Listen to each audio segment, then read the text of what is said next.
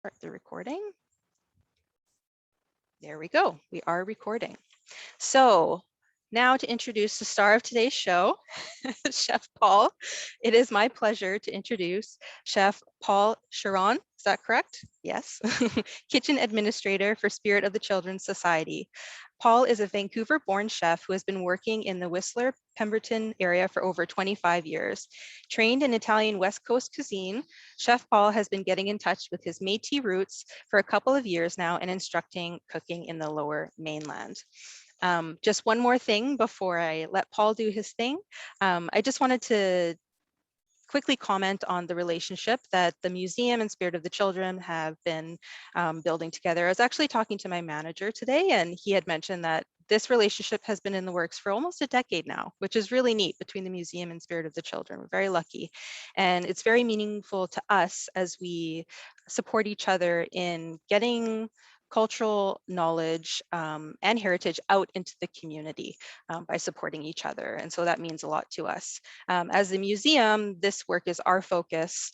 So it's a really good fit in getting a direct sharing of Indigenous heritage and cultural knowledge for the communities and First Nations that are a part of our community in New Westminster.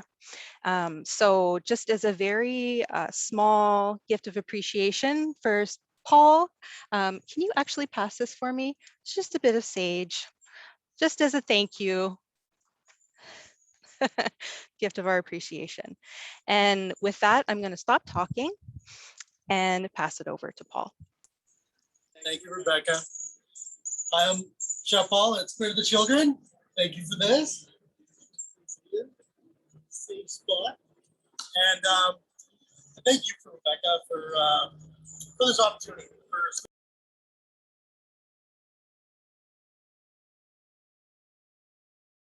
With the garden. Yeah, we're good? You're good. With the garden, the vegetables, and just to be able to, thank you guys for showing up today.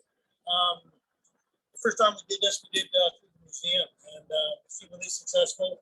And you know what? We really wanted to, again, just to connect, to show some of the foods that we make here at Spirit of the Children and what we do to connect with our clients and the community. And yeah, it's great to have that relationship with you. So thank you very much. Yeah, a couple months ago, Rebecca told me about the garden here and her growing some vegetables for us. I remember mentioning to one of our receptionists that's for the children, and she's like, "What? That's awesome!" And even for myself as well. So we come down and see the vegetables. I got a tour of the Irving House last week, and it's so beautiful inside. And so yeah, it's great to be able to do this. So thank you. And it's just beautiful out here. So if you haven't been out here, check it out. Please come check it out.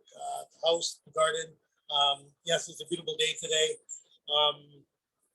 We're gonna be making 3 recipes today. Okay, so I picked Bannock. This is similar Bannock we made for the recipe for the museum a couple months ago, and so we're gonna be making that again. And so we'll be doing that first. It has a chance to sit, and it can sustain a little bit till we get everything else kind of done. So we'll do the Bannock first, and then we'll go on to the halibut.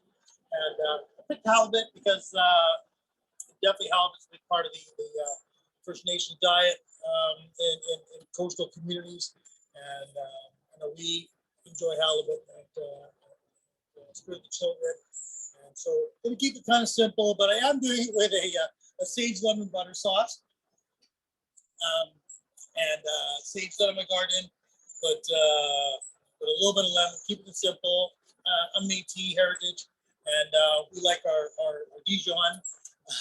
So I am putting a little bit of Dijon on the halibut before I saute it. So you don't need to do that, but please feel free to. And then beside that, we're going to make a homemade vinaigrette. So be able to show you how to make your own homemade vinaigrette. I brought a couple different vinegars, talk about some different oils, and toss some greens. There's salad greens here in the garden, and be able to put that together, sort of put the halibut on the side.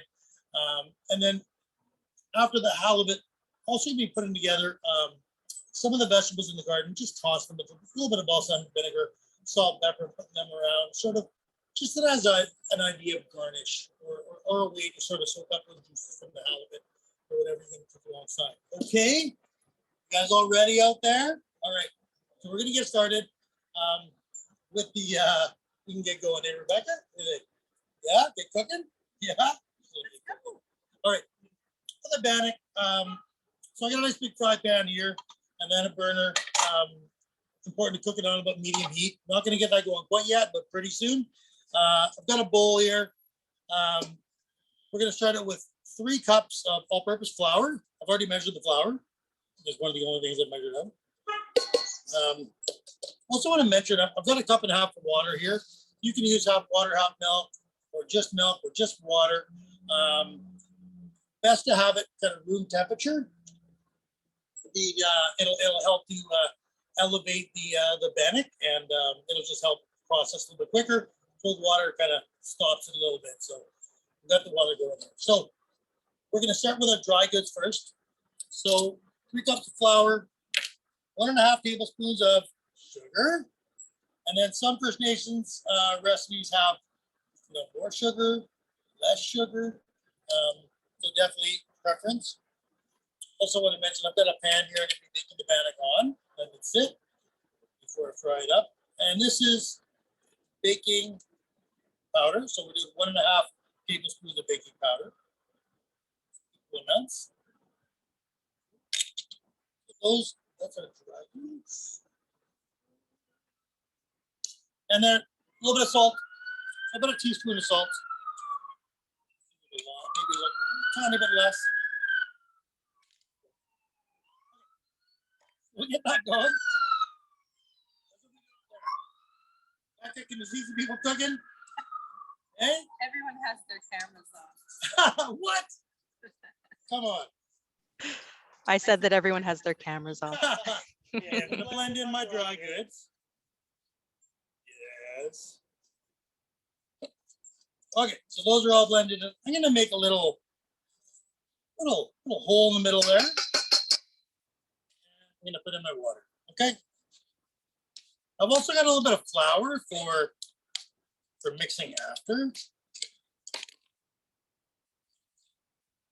Water in the middle. Now sometimes I want to make this a little bit healthier or a little creamier or get a little more color out of my bannock. I'll add an egg as part of the liquid. So that's one thing you can do. I like doing that. Okay. I am going to get my hands in there, but first I'm going to get it going through this first. Now it's better to have your bannock dough a little bit wetter if you can. Wetter's better. Drier, I find it gets a little bit tough.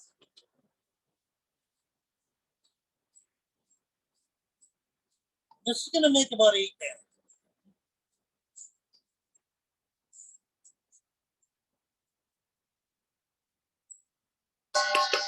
Here's when the hands are going to get dirty.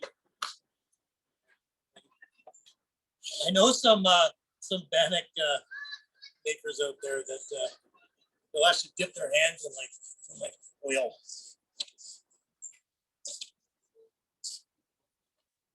So then you want to mix it up. Basically, you just want to get it to come together. And I can feel it's a little bit moist, but I don't really want to add too much more flour.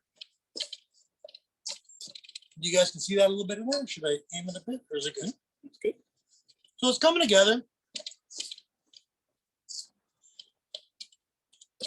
Alrighty. Now I've got a dough cutter. You don't need to have a dough cutter. You can just use a knife. You can just break it.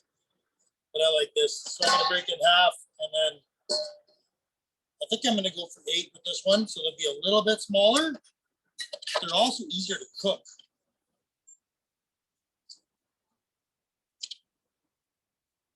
Now, bannock is, there's so many cultures that have similar breads that are close to bannock. They might not be leavened, but they're very similar ingredients. I think I told this story the last time I cooked it, but I remember an elder explaining that I'm going to get this on low.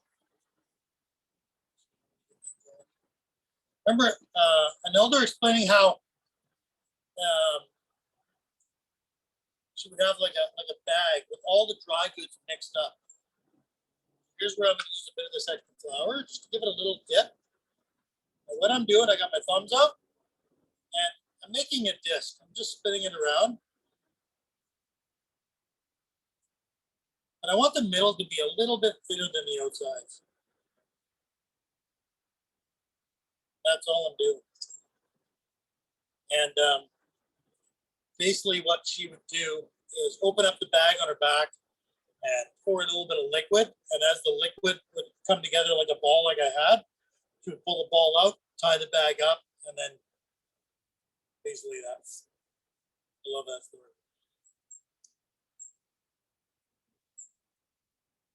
Make those up. Any comments? Anybody making bannock out there? What's going on? I've just asked if anyone's cooking along, and I have no responses yet. We might just have a watch along tonight, which is fine. Still learning. I think we got watching. Yeah, we're watching them. I just want to be able to go slow enough that folks that are cooking. So this is going to be pan fried. So I'm putting about a ½ centimeter oil in there. Not too much, but enough that the bannock will disappear a little bit. And with the heat, we're going to want to have it like about medium, because we want to be able to cook it in there. Now I have done it where, if I'm doing a large batch of bannock, is I'll brown them in the pan, turn the oven on, and finish them off in a 350-degree oven. You've got one comment. Would you like to hear it? Yeah. Okay. From Maya. Yeah. Says, we made it last time. We weren't prepared this time to do it, but after learning from last time from you, Yeah. they tried making bannock again while camping over the fire in June, and it worked out. Wow. Hey, right on, right? Awesome. It's a great go-to. And again, with I've seen at camps where we make it and put it on a stick and cook it over the fire. It's great too. If you're making eggs Benedict at home, this is a great little biscuit, right? Like basically very close to an English muffin.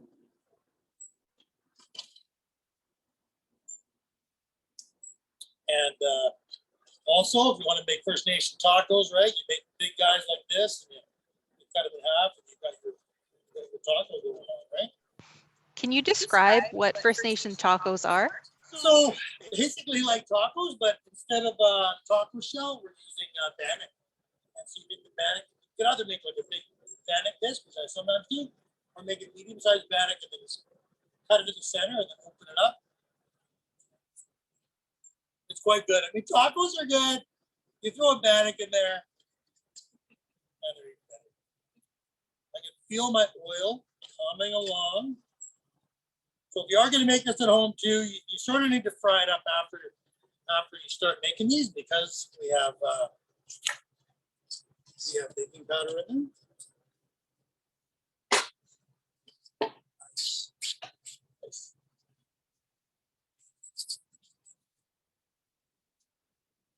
Hand wash station here. All right. What's going on there, everybody? Turn the heat up.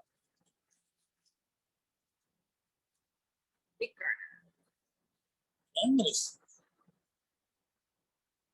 close. It's close. You want to look a little bit of a bubble, not too much. So too high the heat, and it's going to get too dark and not cook in the center. Too low the heat, and it's going to get a little bit of it.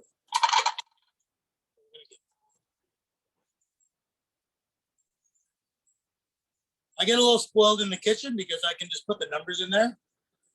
Number 10, number 11 if I'm filling my pan.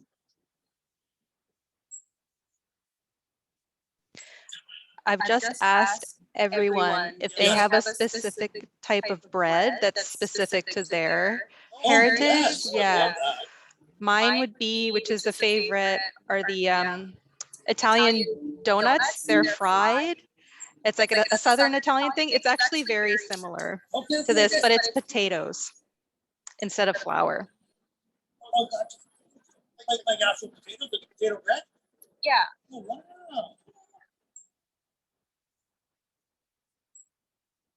I think I've heard of that, but I've never seen it.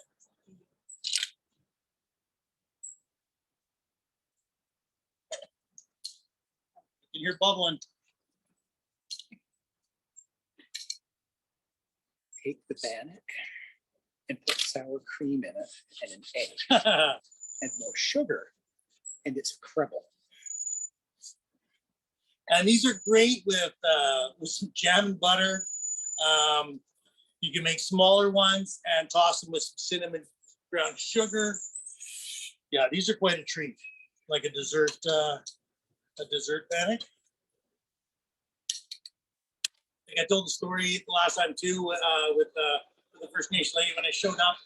I was still new to First Nation culture, and I showed up at camp. We were going to make a couple hundred bannock. I brought my balsamic vinegar and my pepper grinder. I decided I was going to make some cracked pepper bannock, and we made a batch of this. This lady who I knew from Pemberton, I knew her pretty well. She's like, "What are you doing?" I was like, "I'm making some fresh pepper bannock." And we're feeding like kids, right? Like 12, 14, 15-year-old kids. Anyways, she was like picking pieces of the pepper out of the bannock, and I'm like, "It's gonna be fine." Now I'm like forming the bannock like I just was, right? Anyways, I only did that once.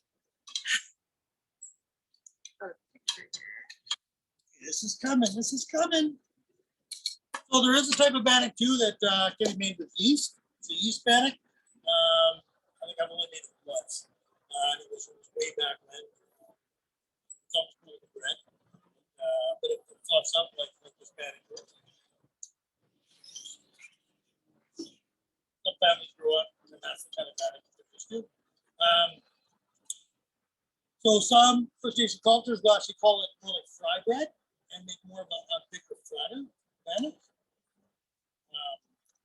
When we did the cooking class in Stallion Nation up near Mount Curry, it was the bannock that some of the ladies were making, because I basically taught this one, but I wanted them to make theirs for their families, and the recipes were really wet, way wetter than this one here. So they were almost dropping it in like a dumpling, and they were so good, like and they had the heat cranked. Anyways, it was amazing. I'm so happy with these. I kind of like the even heat because the pan is quite large for this earlier, but they're going to cook up nice. All right. So after this, if you guys are cooking, if you're cooking along, we're going to be making some halibut. And I've got about a pound of halibut. I've got sliced in 4 or 5 pieces.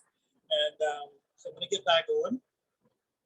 So what I like to do if I'm making some protein is pull it out of the fridge a little bit before to give it a little chance to acclimatate to just to the kitchen, to the outer parts of the kitchen.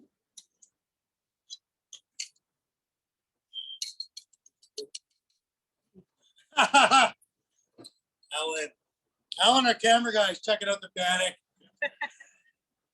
Thank you, Alan, for all your work. Right on behind the scenes. Maya did send a picture of Yes. her camping bannock. What? So I'm going to screen share at the end Yes. so everyone can see.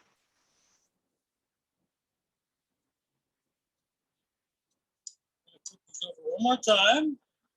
And let me get the other 4 in there. What else can I share about bannock? Any questions out there about bannock? Bannock freezes well. So if you are going to make a batch of 8, maybe there's just 2 or 3 of you in the home. Bannock is best eaten fresh. After that, cool it down and throw in the freezer, and it freezes really well. When you pull it out, thaw it out, it's like it was fresh. So I like that about bannock. I'm actually curious about when you started connecting with your heritage, with your Métis roots. Yeah. Um, I remember growing up with, because I'm Métis. I remember growing up and there was some little things around the house, and I was kind of wondered. And then, so I lived in Pemberton for a while, and I was connecting with the First Nations people in the Pemberton area, and yeah, actually, what happened was one of the places I worked there, most of the staff were First Nations. So I don't know, my heart was kind of going out to them. I was connected with them. I was teaching them how to cook, and then basically there was a couple of events that happened in Mount Currie, now called Lilwat, in the Stallion Nation, and I don't know. I just loved them. I just thought they're awesome, and the way this is about 15, 16 years ago, but just the way they thought about the earth, the community, and nature, it was different than what I've heard. And so yeah, I connected, went to some events, and then so they basically, there's some 3 remote communities, and they said, hey, would you be willing to go down and do some cooking classes with some families? And I was like, yeah, and that was it, right? I was hooked, right? So, and then I started learning more about my heritage. I still don't know that much about my heritage, but definitely a heart for First Nations. Yeah. And yeah, just the way they look at land and the environment, right, is beautiful. Well, how are we doing for time, Rebecca? You're at 6:26. Okay. Yes. And you do have a lovely compliment here saying, those look amazing from such simple ingredients too. Thanks. That is one of the, oh, there we go. Yeah, the nicely cooked in the middle. That is one of the cool things about Bannock is you can make it from very, very simple ingredients. Pretty hot, Alan. You want any or you want to wait? I'm good. Rebecca? Rebecca's like that. I hate to make everyone jealous, but I am going to try it.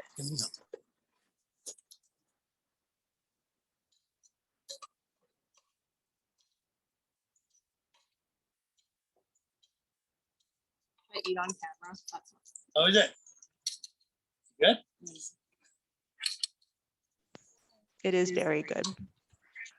Bannock sandwiches. So good. What else? Okay, we're almost there. I'm going to finish these off and we're going to get going to the next thing. Rebecca, do you have anything to say about don't you want to talk about the garden a little bit? Sure. And I'll turn my video on for this. Hi, everyone. I'm still chewing. Yeah, so this is the garden. It's in the kind of backyard of Irving House across from Cookite Elementary, just along Maryville here. So you can actually walk behind the house if you were ever curious to come and see the garden. But this garden was started as a part of a program we actually run with Cookite Elementary. So in the spring, 2 of the kindergarten classes get to come over and plant vegetables that a Victorian or an Edwardian family, such as the Irving family of Irving House, would have planted and eaten. So I have a list here of what we actually have in the garden this year. So there are tomatoes. The types that we have here are Early Girl Tried and True and Candyland Tried and True cherry tomatoes as well. We have some carrots. We have russet potatoes. Bush beans, they're Purple Queen variety. Pole beans, which you can kind of see on the right there, those are Scarlet Emperor pole beans. And we also have Swiss chard, which are the Bright Lights variety, which I think we will see in a few minutes here. So yeah, and then one kind of neat thing as well with the program with the kindergartens is in the fall, we invite them back and they get to do a harvest. So I think whether you're kindergarten, an adult sitting here, food is a really important learning opportunity and kind of, I think that just connection too with your food and is really important. So the kids get a lot of it, we get a lot out of it, and now we get to see kind of a different perspective using the same kinds of veggies from Paul. So that's really awesome. So yeah, that's about it in terms of the garden. You're welcome to stop by at any time to see how it's doing. We usually have someone watering back here. I'll leave it at that. Welcome back. Monkey eating. Okay, so the items we'll need for the halibut. So I have about a pound of halibut. I've cut it in 4 or 5. Cut it like if the fish were long. I've cut it sideways. They're about 3/4 of an inch thick. There's a bit of moisture in there that I'm gonna get rid of, and I just want to dry off a little bit.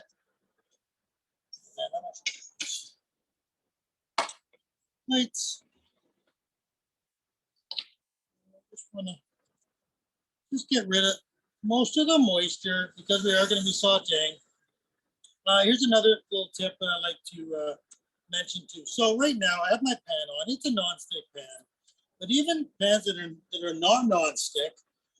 So if you can get your pan on really low, just to heat it up before you put your oil in, right? It basically seasons the pan a little bit. Gives the pan a little bit of a head start. I haven't known that all my life, but it really does. Really helps your pan kind of get going. And so there you go. Hey, so we got our halibut here. 2 tablespoons of and I'm using like a blended oil here, like a vegetable oil and olive oil. I did want to mention that I used a canola oil for the bannock. And so I'm going to put just a little bit of oil on right now, just to get it going.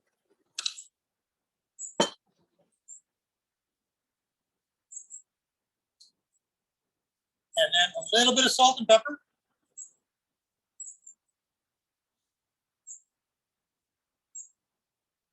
And then, like I said, you know, a little bit of Dijon. Are we okay with a little bit of Dijon out there?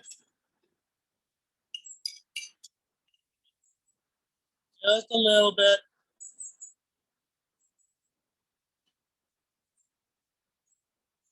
I don't want to put the spoon back in there because I put it on the fish.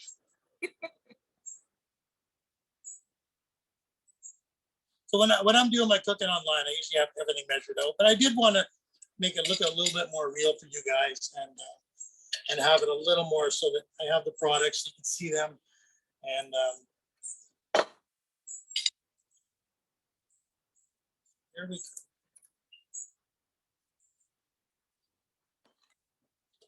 go. I'm gonna wait for put the sage on. Sage is used in a lot of ceremonies, First Nation culture. And I love the fact that when First Nation people are even going to pick the sage, right? There's a time to pick sage, there's a way to pick the sage, right? So the sage goes back and just, you know, certain things about sort of even just being cooking in a good mood, right? Going in the right sort of frame of mind, right? I just love that. Right? There's just so much care and attention involved. I'm gonna turn my pan on a little bit hotter, but also my temperature, I don't want it too hot. I'm gonna try to finish this in there. So I'm gonna put about a tablespoon in there. We actually have a question about Yes, sage. yes. Sandy says, I find sage is hard to find. Do you know where I should get it? Yes. Well, I know up Lillooet area, just past Pemberton, Stallion area. There's a lot of sage up there. We don't go out there pick all the sage there, but again, and basically that happens like right now, like June and July, kind of the sage is ready. Again, the sage in my garden grew like wildfire, so you can grow sage at home, and there's different kinds of sage too. And then, yeah, finding it in the right season and then drying it too. Like I'm going to be drying mine pretty soon here. So Yeah, that's a good question. Did I answer that? Okay. The other things we're gonna need for our halibut, again, is some sage, lemon, and a little bit of butter. Okay. So see how our temperature is here. Now, if you have one side of your fish that's a little bit better, we'll call it the rock star side, because once you put your items in there, that first side is going to be your rock star side, right? So I'm going to look for my one side that's a little bit nicer. I'm also going to put my bigger pieces in first. And I think I like that temperature. Because I want to have it sear, but I also don't want it to be too hot. It's going to burn. And I'm going to try to cook it in there. Now, I'm going to add a little more salt. I don't want to over pepper my fish, but a little bit of salt goes a long way. Basically, it's about 2 minutes per side. So this stage, yeah, this stage, oh, you just smell it. So one way to cut herbs is if you can kind of roll it up a little bit, and it's actually called like a chiffonade. And you just kind of rock your knife. So that's one way. You can also, I've seen people like you can rip your herbs. You can also use a pair of scissors. Right? We have a question. Yes. Is there a substitute if you can't get fresh sage? Dry sage might be a little bit too strong. It might be okay. Like I have some fresh oregano, but even just some parsley or cilantro. I really like cilantro or coriander. It's really nice. It might heat up a little bit. Now, if you like red spice, seafood and paprika and chili powder go great. I really enjoy cumin. If you watch any of my videos at Spirit of the Children, you'll see that I do enjoy cumin.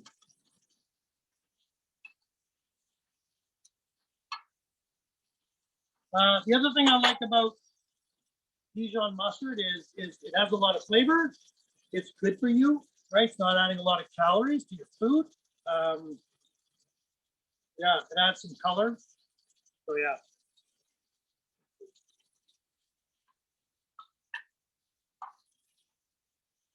Okay, I'm getting a little bit of brown in my pan, not too much. You see that, Alan? You're good. I'm gonna flip my little ones first. So we'll see if they're starting to cook.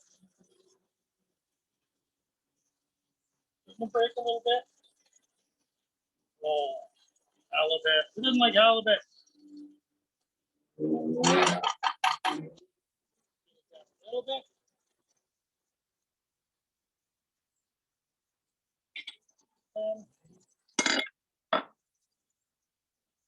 Have a question. Yes. Yes, so there is a question. It says, I am curious about what desserts Indigenous peoples make or have been making.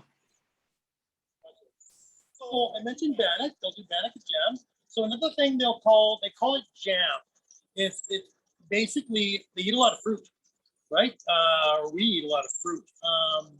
Different kinds of berries, picked berries, and then basically almost like a jam, like a compote, like making it up, and they'll call it jam.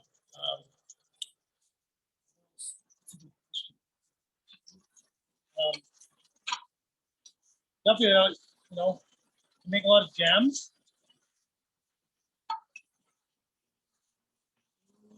Cobblers, simple desserts. Oh, sorry.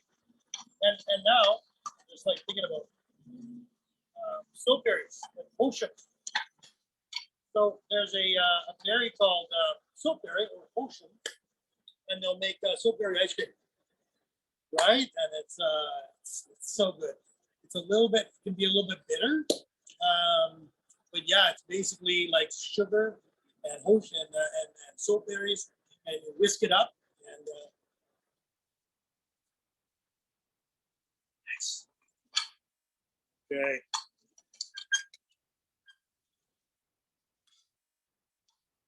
Thinner pieces are done. I didn't want to overcook this because I wanted to kind of keep it going. I think there was a little too much moisture. These two are perfect. Fine halibut doesn't take very long to cook.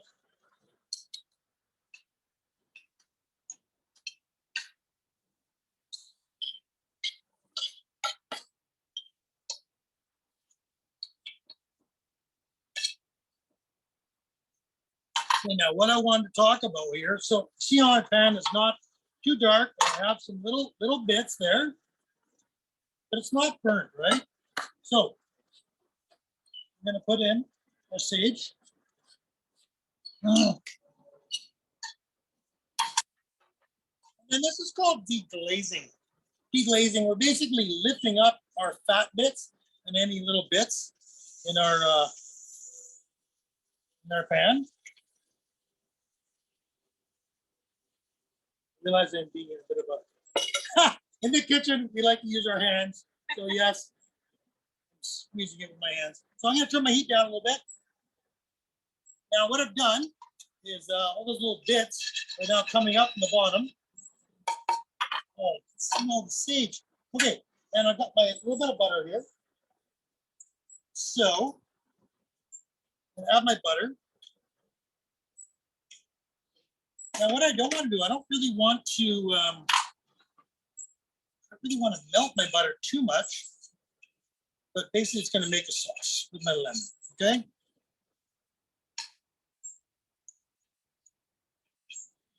So deglazing sort of lifts up the fat. Yes, we're putting butter in there, just fat. But we're looking for that creaminess, okay? We're looking for that creaminess. Lemon sage butter. Just wanted to make something kind of similar, but good. Yes, us chefs, we like our butter. I have a question for you. Yes. What kinds of veggies do you grow at home? Ooh, beans, tomatoes, kale, zucchini, and cucumber. Those are the ones. And eggplant. Although my eggplant is taking a very long time. Okay, so I have my pan on low. A little butter in there. See, it's not burnt. Now, I want to talk about blanching. So blanching is basically submerging a vegetable or something in boiling water for like a couple of minutes, basically cooking it almost all the way through. So this is the bright lights. Turn up a little bit. So with the Swiss chard, the leaves, they are 1 minute and the stems are 2 minutes. So basically I threw the stems in there, waited a minute, and then I threw the leaves in. And you'll see the colors are still there. It's beautiful. I'm gonna saute with the goodies that I have in my pan. I'm gonna add a little salt and pepper.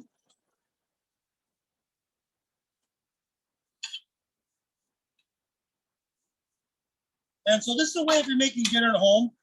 Again, using your garden stuff, but these keep them blanched for a whole day in the fridge, still have their color. When you're blanching, you're sealing in all the goodness as well, right? In your vegetable. And then basically you're just doing a quick saute to be able to now this is great with a little bit of balsamic vinegar. Maybe I'll throw a little bit on there. So we're at 6:45, just for your knowledge. Pardon? We're at 6:45, Gotcha. just for your knowledge. I was just gonna ask, Steve.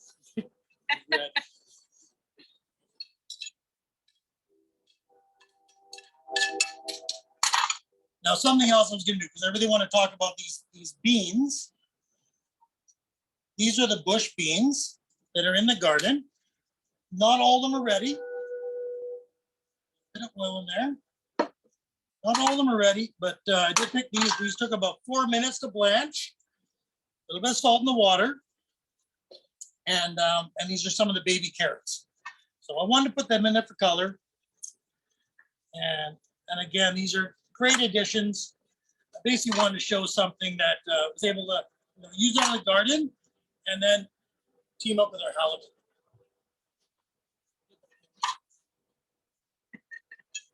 Vinaigrette doesn't take very long.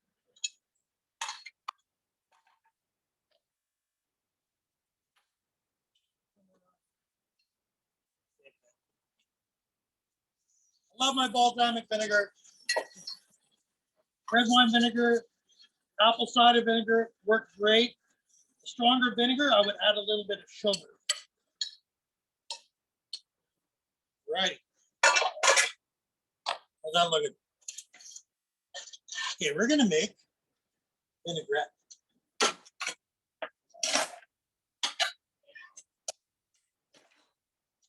Now here's the thing with the vinaigrette.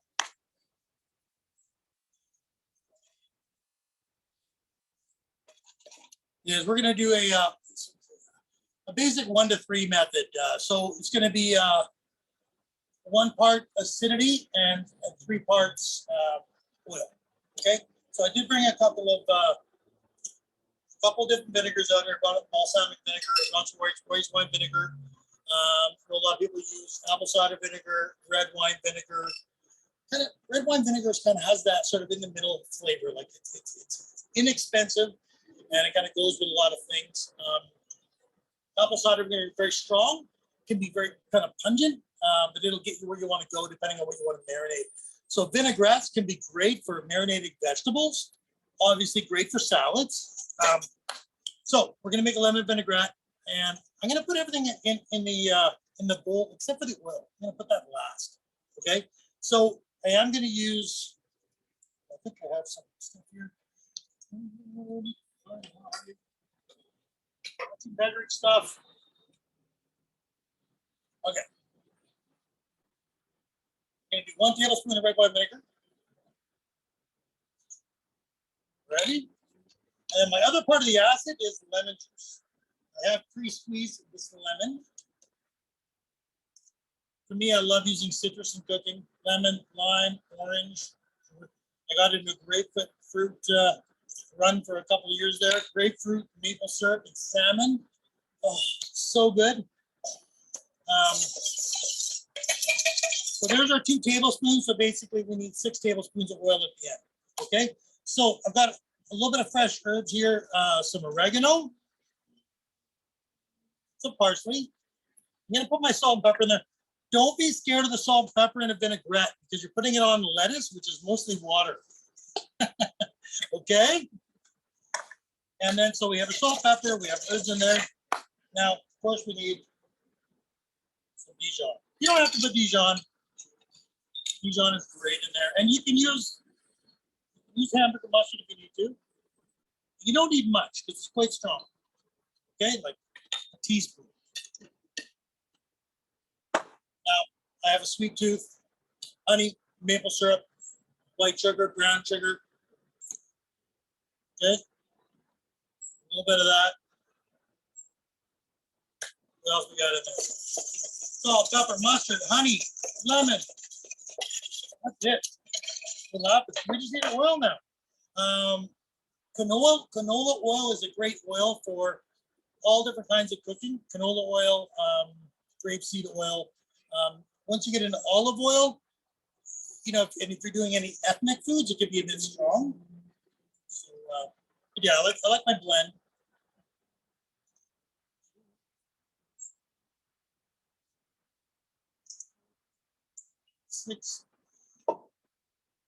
Now this is called a temporary emulsion. Emulsion is when you're gonna completely like an oil and vinegar, basically like a mayonnaise. So this is a temporary emulsion.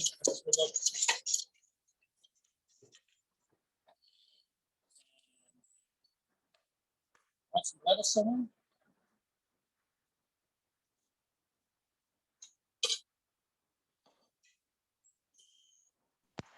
I have a question for you. Yes, go. You had mentioned that you're still learning about your Métis heritage. Yes. Was there anything that you have learned that's special to you that you're comfortable sharing with us?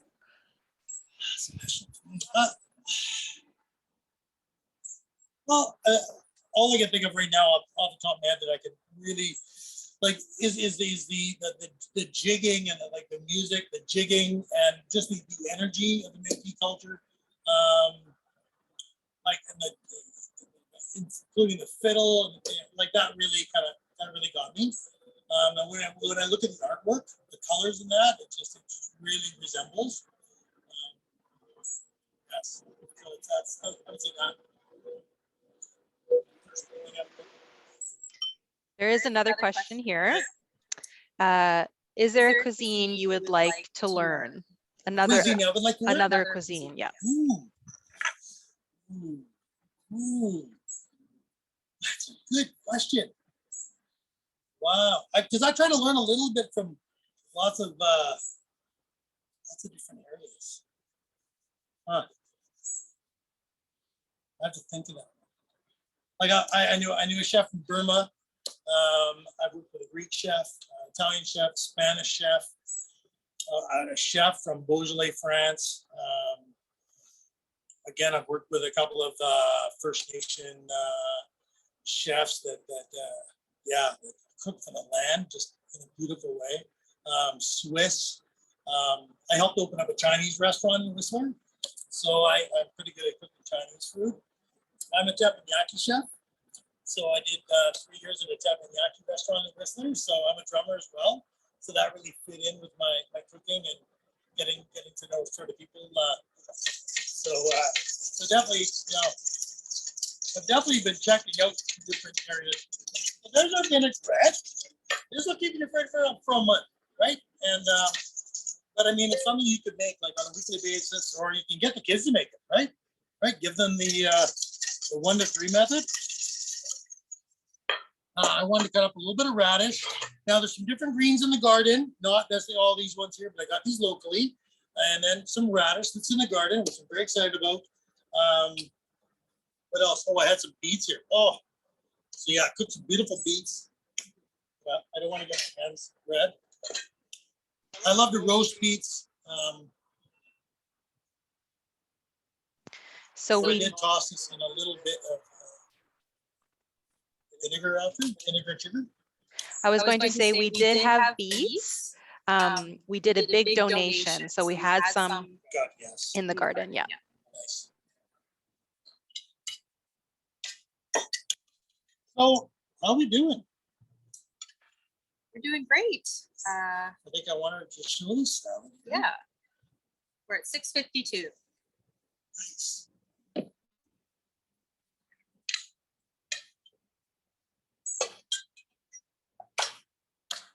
What else can I say? Yes. I want to talk about the farmers market too here. If you don't know about the farmers market here in New Westminster, which happens on Thursdays, 3 till 7 o'clock, and it goes right to the end of November into December.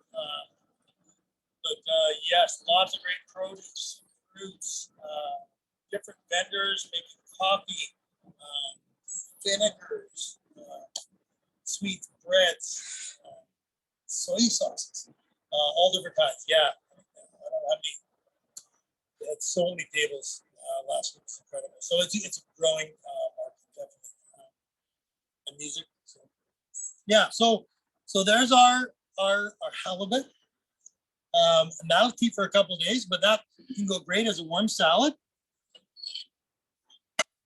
There's our salad. I do have some tomatoes that I can put on there, but there's some beautiful tomatoes in the garden. Where can people, or where should people buy halibut? The fish stores will have it more sort of in the late spring.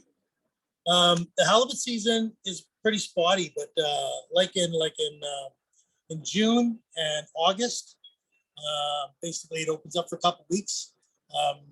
Yeah, fish stores. Sometimes you see the trucks on the roads here in New Westminster selling the halibut. Yeah, I've got a chance to clean a couple halibuts. It's so nice. So nice. So yeah, definitely send in your questions around oils and vinegars, fish, vegetables. I'm grateful to be able to cook fresh food and be able to talk about it. And yeah, your questions are amazing. Bring them, keep them coming. But does anyone have questions? I'm going to turn my video on here.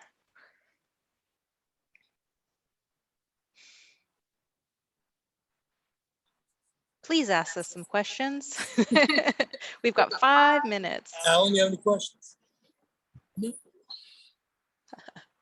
I'm afraid I don't.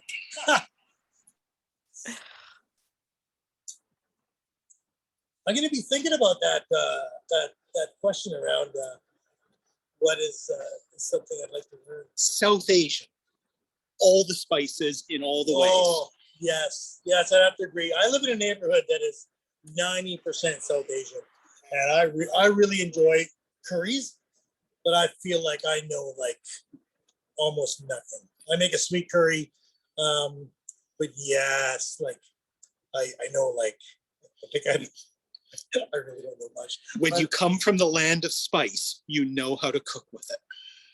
And they come from the home of so many of the spices. Have anybody seen the 100-foot journey?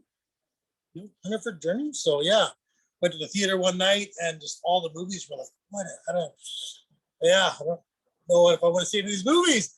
And then it was like this one's called 100-foot journey. It just came out that day or the day before. And it's about a South Asian family that they get devastated in India, and they come over to France and they open up a restaurant right across the street from a French. I got goosebumps talking about it. They open up a restaurant right across the street from a French restaurant in France, and it's kind of a true story. Yes, I want to see it again. Yeah. Question Go. from Carrie. Oh, hey, Carrie. What is your favorite recipe? Ooh, favorite recipe. Recipe. It's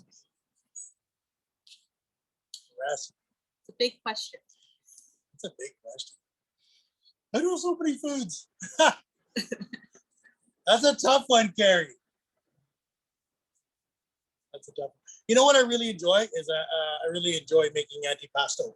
That's one recipe I love. I like to make antipasto every Christmas, and I don't do it every Christmas. I do it every third Christmas, but that's nice. I also like a recipe that can be interchangeable with different vegetables, different say vinegars or oils or sweeteners, like a vinaigrette, like that kind of a recipe to be able to interchange and change around. So I really enjoy that.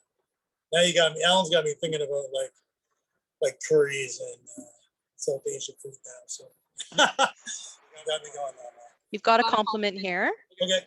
I admire Chef Paul's beautiful presentation. The rich color makes me want to eat. Thank you. Thank you for that. That's from Maya. Oh, thank you.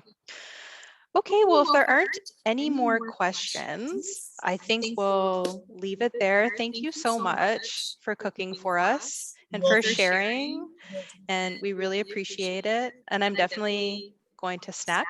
Yes. If it's allowed. And yeah, thank you to everyone for joining this evening. And we hope to see you next time. We will have more sessions together in the fall. So looking forward to that. You've got some thank yous here from everyone. Yes. People are on their way over to eat, they said. Just joking. You know where we are. That's true. Coming down with the fence. Okay, we'll leave it there. Thank you so much. Is there anything you'd like to say? No, I'm just grateful to be able to do this. And, yeah, thankful you guys showed up, and yeah. Okay. Keep cooking. Get the kids involved, right? Get the kids involved. Get the family involved, right? Yeah, should be a family thing. Yes. Cooking and picking out the vegetables, and all that kind of stuff. Mm-hmm. In the fall, we do have one of the programs does have the meal kits again, which is exciting. So keep an eye out for that. But yeah, 6:59 right on the dot. We'll see you next time. And everyone, please have a good evening and enjoy whatever dinner you end up eating, whether you cooked along or you're going to do something different. We'll see you. Bye.